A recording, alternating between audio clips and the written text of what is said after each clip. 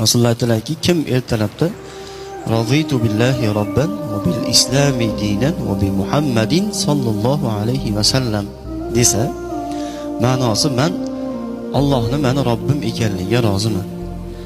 Payg'ambar alayhisolatu vasallam Muhammad sallallohu alayhi vasallam menga payg'ambarligiga men roziman. Islom menga din bo'lganiga roziman. Ma'nosi ham go'zalligi. Shu zikrda aytadigan bo'lsa, juda arabiyni eslab qolmaysiz, mayli o'zbekchasini ham aytib turaveringchi, boshlanishga ajab emas. O'zbekchasini aytganga ham Xudo shu fazilatni bersa.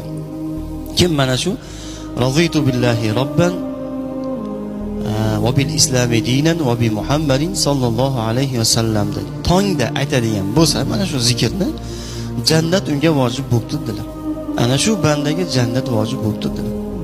Bu kerak bo'lsa yozib olib yodlaydigan zikr ekan, yozib olib